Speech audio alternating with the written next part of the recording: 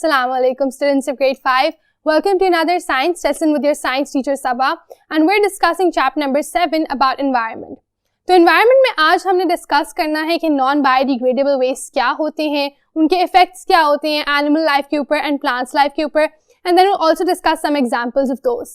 So let's go see. जिस तरह हमने पढ़ा था बायोडिग्रेडेबल वेस्ट के बारे में कि वो सारी चीजें होती हैं जो डिकम्पोज हो सकती हैं, उसी तरह आज हम सेकेंड टाइप ऑफ वेस्ट को डिस्कस करेंगे जो कि होते हैं non biodegradable waste. And they are different obviously from biodegradable waste. Why? Because वो डिकम्पोज नहीं हो पाते. That's exactly what we have written over here. Waste can be of two types. एक होता है बायोडिग्रेडेबल वेस्ट और दूसरा होता है non biodegradable waste. Non biodegradable waste जो होता है does not decompose naturally. So it does not decompose naturally, which means कि वो naturally break down नहीं करता, उस पर बैक्टीरिया और फंजाई उस तरह से एक्ट करके उसको ब्रेक डाउन करके उससे न्यूट्रिएंट्स नहीं निकाल पाते जिस तरह वो बायोडिग्रेडेबल वेस्ट में करते हैं. So when we were talking about biodegradable waste, हम कह रहे थे कि सारे एनिमल्स, सारे प्लांट्स जो होते हैं वो बायोडिग्रेडेबल होते हैं, उनसे बनी हुई हर चीज भी, लेकिन उसके अलावा बाकी चीजें जो हैं those are mostly non biodegradable. Let's go see what this is about. यहाँ पर हमने फर्दर डिटेल में एक्सप्लेन किया हुआ है कि बायोडिग्रेडेबल वेस्ट जो है उनका इम्पैक्ट क्या होता है सॉइल के ऊपर, एनवायरनमेंट के ऊपर, उनकी सराउंडिंग्स के ऊपर. अगर आप मेरे साथ पढ़ेंगे यू विल सी इफ बuried in ground it can take 100 of years or longer to break down. तो होता क्या है कि जो नॉन बायोडिग्रेडेबल वेस्ट है अगर आप उसको जमीन में बराई करते हो तो कम से कम 100 या उससे भी ज्यादा साल लगते हैं उसको ब्रेक डाउन करने के लिए, जबकि बायोडिग्रेडेबल वेस्ट के साथ इस तरह नहीं होता. आप उसको जैसे ही उसको आप बराई करते हो कुछ अरसे बाद 20 साल और even less time for other smaller objects क्या होते हैं वो पूरी तरह से डिकम्पोज हो जाते हैं. आगे देखें. The process of breaking down releases harmful chemicals और materials that can contaminate the soil and ruin chances for a new life to grow. होता ये कि एक तो उसको ब्रेक डाउन होने में टाइम इतना ज्यादा लगता है, 100 या उससे ज्यादा साल लगते हैं. ऊपर से एक दफा जब वो ब्रेक डाउन कर जाते हैं तो फिर क्या होता है, फिर ये होता है कि उसके अंदर से बहुत ज्यादा टॉक्सिक केमिकल्स, सब्सटेंसेस निकलते हैं. Right. So even the breaking down process is not a good one. उससे भी नुकसान ही हो रहा है कि एनवायरनमेंट में काफी टॉक्सिक सब्सटेंसेस निकल रहे हैं नॉन बायोडिग्रेडेबल वेस्ट के डिकम्पोज होने की वजह से. उसकी एग्जांपल्स क्या है? ठीक है, अब उसमें कौन कौन से ऐसे डिफरेंट ऑब्जेक्ट्स आते हैं, डिफरेंट चीजें आती हैं जो नॉन बायोडिग्रेडेबल होती हैं, जो इतना अरसा लेती हैं डिकम्पोज होने में और फिर डिकम्पोज होते हुए बहुत ज्यादा टॉक्सिक सब्सटेंसेस भी रिलीज करती हैं. इसमें आ जाते हैं आपके प्लास्टिक बैग्स, और तकरीबन प्लास्टिक से बनी हुई हर चीज इस कैटेगरी में फॉल करती है. क्यों? क्योंकि वो डिकम्पोज नहीं हो पाता.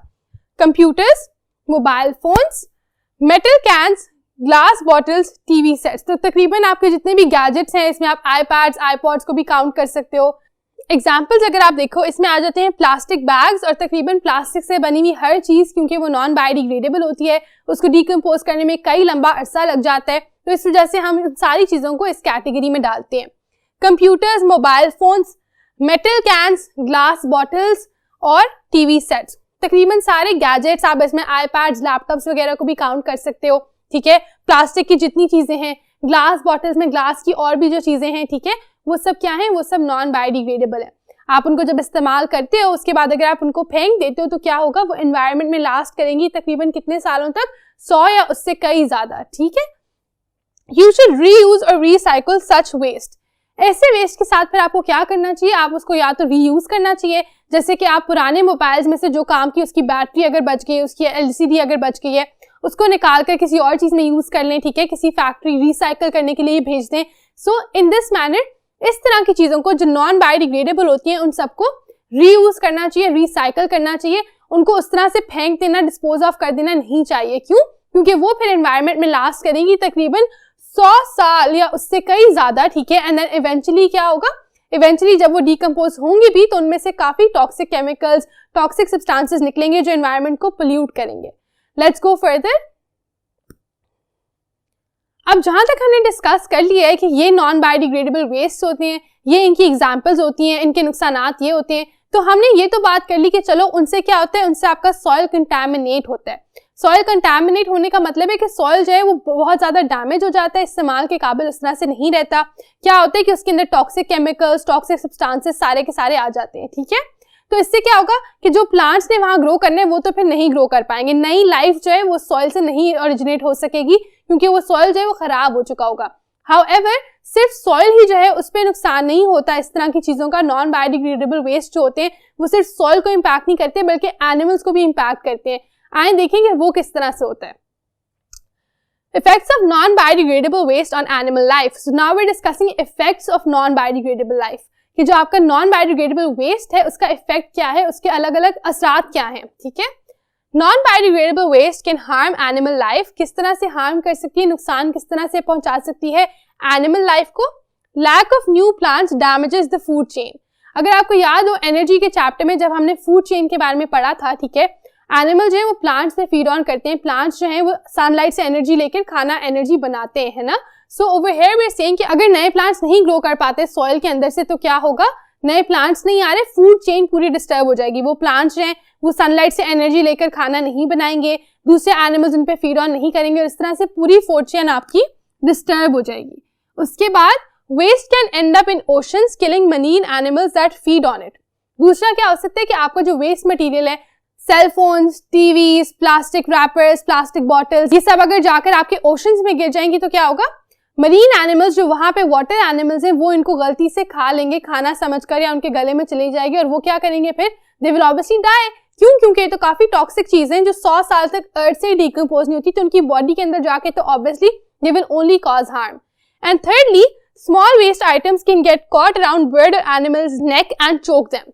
छोटे वाले जो वेस्ट प्रोडक्ट्स होते हैं, जैसे कि अगर आपने कभी देखा हो प्लास्टिक बॉटल्स के ऊपर एक रिंग सी लगी हुई होती है ना अंदर की तरफ, इस तरह के छोटे छोटे मटेरियल जब आप वेस्ट प्रोडक्ट्स में डालते हो तो क्या होता है, दूसरे एनिमल्स कभी उनको अगर निकल ले गलती से किसी के गले में वो फंस जाए तो वो एनिमल्स, वो बर्ड्स चोक कर जाते हैं। क्यों? क्योंकि वो छोटे छोटे से हैं और वो नजर नहीं आते उस तरह से एनिमल्स को। एंड एनिमल्स ऑब्वियसली अपने खाने की सर्च में इधर उधर अगर खाना ढूंढ रहे हैं और गलती से वो कोई गलत चीज जो है उसको अंदर ले जाएंगे तो क्या होगा, तो उनके लिए हेल्थ हैजर्ड्स बन सकते हैं, वो मर भी सकते हैं, वो चोक कर सकते हैं, ठीक है।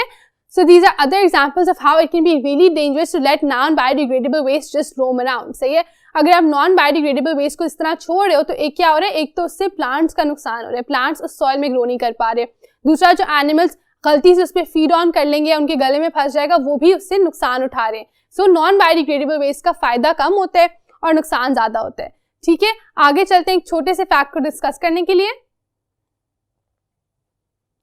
Lastly, before we wrap up biodegradable and non-biodegradable waste, इसमें हम बात करें कि अब साइंटिस्ट ने क्या किया। साइंटिस्ट ने नोटिस किया कि प्लास्टिक जो है काफी काम की चीज है जो हम कई ज्यादा चीजों को बनाने के लिए इस्तेमाल करते हैं, ठीक है। लेकिन जब उनको पता चला कि वो नॉन बायोडिग्रेडेबल है, उससे कई ज्यादा हार्म होता है बाद में जब वो डिकम्पोज नहीं होती, तो उन्होंने कहा कि इसका कोई ऑल्टरनेट यानी कोई दूसरा तरीका ढूंढना चाहिए। उसमें फिर साइंटिस्ट ने क्या किया, scientist have tried to make plastic from biodegradable materials. तो साइंटिस्ट ने कोशिश की कि बायोडिग्रेडेबल मटेरियल से वो प्लास्टिक बना सके। तो प्लास्टिक वैसी ही होगी लेकिन ये डिफरेंट मटेरियल से बनेगी, तो क्या होगा, फिर वो डिकम्पोज हो पाएगी, फिर वो बायोडिग्रेडेबल बन जाएगी। तो कुछ चीजों के लिए अब उन्हें इस्तेमाल करना शुरू कर दिया बायोडिग्रेडेबल प्लास्टिक। ऑब्वियसली वो ज्यादा मुश्किल होती है प्रिपेयर करना कंपैरेटिवली, बट इंशाल्लाह in some time it will all change to non biodegradable to biodegradable plastic. क्यों? क्योंकि अब हम हर चीज को एनवायरमेंट फ्रेंडली बनाना चाहते हैं, हर चीज को ऐसा बनाना चाहते हैं कि उससे हमारी जो सराउंडिंग्स है वो कम से कम नुकसान उठाएं। So that will be it for non biodegradable waste. हम डिस्कस कर चुके हैं बायोडिग्रेडेबल वेस्ट को पिछले लेक्चर में और आज हमने नॉन बायोडिग्रेडेबल वेस्ट की भी बात कर ली है, उनके इफेक्ट्स की भी बात कर ली है। आई होप कि आपके लिए कॉन्सेप्ट क्लियर हो गया होगा। In the coming lecture we will be reviewing the entire chapter. हम उसके सारे क्वेश्चंस को सॉल्व करेंगे, उसमें एक दफा फिर से आपके कॉन्सेप्ट जो है रिफ्रेश हो जाएंगे।